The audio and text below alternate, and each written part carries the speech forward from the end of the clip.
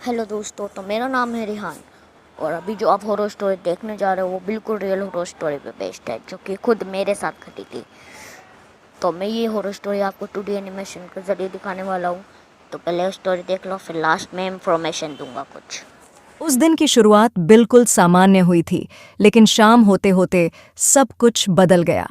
मुझे अचानक बहुत तेज बुखार हो गया और सिर में भयंकर दर्द शुरू हो गया। मेरी हालत देखकर मम्मी और पापा बेहद घबरा गए। डॉक्टर से फ़ोन पर बात की और तुरंत अस्पताल जाने का फैसला किया। मेरी बहन भी घर में थी और सभी बहुत चिंतित थे कि मेरी तबीयत अचानक इतनी खराब कैसे हो गई। घर में सिर्फ मेरा बड़ा भाई अकेला था। वो चाहता था कि वो भी हमारे साथ आए, लेकिन मम्मी पापा ने उसे घर पर ही रुकने को कहा, क्योंकि देर रात को पूरा घर खाली छोड़ने में खतरा था। हम सभी को भाई को अकेले छोड़ने की चिंता थी, क्योंकि पिछले कुछ दिनों से घर में अजीब अजीब घटनाएं हो रही थीं। कभी कभी रात में किसी के चलने की आवाज़ आती थी, दरवाजे अपने आप खुल जाते थे और हवा में एक अजीब सा डर महसूस होता था। हालांकि हम सब ने इन बातों को नज़रअंदाज किया था, लेकिन भाई को अकेला छोड़ने के ख्याल ने सबको परेशान कर दिया था।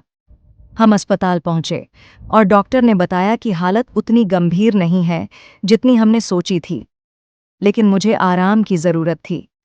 डॉक्टर की सलाह के बाद कुछ देर अस्पताल में रुकना पड़ा, जिससे हमारी चिंता कुछ हद तक कम हो गई। लेकिन घर में अकेले भाई को लेकर मन में डर बना हुआ था। अस्पताल के इंतजार कक्ष में बैठते हुए मम्मी और पापा बार बार भाई के बारे में बात कर रहे थे, लेकिन कोई भी उस डर को जाहिर नहीं कर रहा था जो सबके दिल में था। जब हम अस्पताल से वापस लौटे तो रात के 10 बज चुके थे। घर लौटते समय रास्ते में सब चुप थे, लेकिन मन में अजीब सा डर बना हुआ था।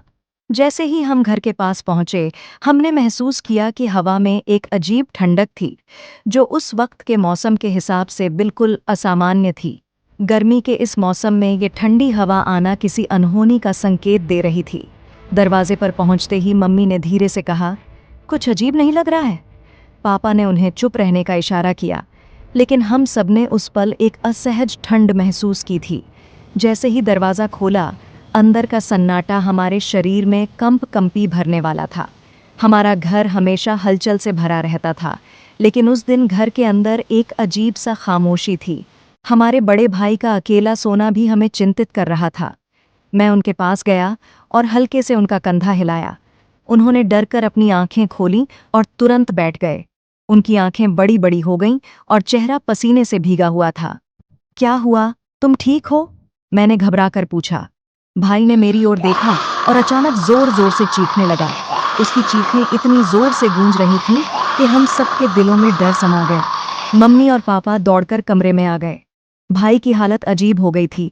उसकी हरकतें असामान्य थीं, जैसे कोई उसे नियंत्रित कर रहा हो। उसकी आंखें अजीब तरीके से घूम रही थीं और ऐसा लग रहा था कि वो खुद अपने ऊपर कंट्रोल नहीं कर पा रहा है।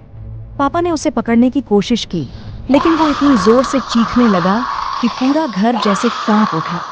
उसकी चीखें किसी आम इंसान की नहीं लग रही थीं। उनमें एक अजीब सी गूंज थी, जैसे वो किसी और के लिए चिल्ला रहा हो। फिर अचानक वो बेहोश हो गया। हमने तुरंत उसे होश में लाने की कोशिश की। मम्मी ने उसके चेहरे पर पानी के छींटे मारे। कुछ देर बाद जब उसे होश आया तो उसकी सांसें तेज चल रही थीं और उसकी आंखों में एक अजीब सा डर था। हमने उससे पूछा, तुम्हें क्या हुआ था? उसने धीरे से कहा, मुझे नहीं पता, मैं डर नहीं रहा था, लेकिन ऐसा लगा जैसे कोई मेरे अंदर घुस गया हो। मेरी चीखें मेरी नहीं थीं, कोई और था जिसने मुझे कंट्रोल किया। हम सब उसकी बात सुनकर हैरान रह गए। फिर मैंने उससे पूछा, जब हम अस्पताल में थे तब क्या हुआ था? तुम अकेले थे? तुम्हें कुछ अजीब महसूस हुआ था? उसने कुछ देर सोचने के बाद कहा, हाँ, जब आप सब बाहर थे तो मुझे बालकनी से किसी के चूड़ियाँ बजाने की आवाज़ आ रही थी। पहले मैंने सोचा कि शायद कोई सड़क पर चल रहा होगा, लेकिन जब आवाज़ लगातार तेज़ होने लगी तो मैं बालकनी में गया। वहाँ कोई नहीं था, लेकिन ऐसा लगा कि कोई मुझे देख रहा है। उसकी बात सुनकर हमें और ज़्यादा डर लगने लगा। उसने आगे बताया, मैं वापस कमरे में आया, लेकिन तब तक मुझे बहुत अजीब महसूस हो रहा था। ऐसा लग रहा था कि कोई मेरे पास खड़ा है और फिर मेरी आंखें भारी होने लगीं। मुझे कुछ याद नहीं है, बस इतना कि मैं सो गया या फिर बेहोश हो गया। उसकी बातें सुनकर हमें एहसास हुआ कि घर में कुछ अजीब हो रहा है। तो गाइस ये थी वो हॉरर स्टोरी जो मेरे साथ हुई थी। तो अगर ये हॉरर स्टोरी आपको पसंद आई हो तो प्लीज़ वीडियो को लाइक करें, चैनल को सब्सक्राइब करें। और अब मैं आपसे मिलूँगा अगली नेक्स्ट स्टोरी में। जब तक के लिए बाय बाय।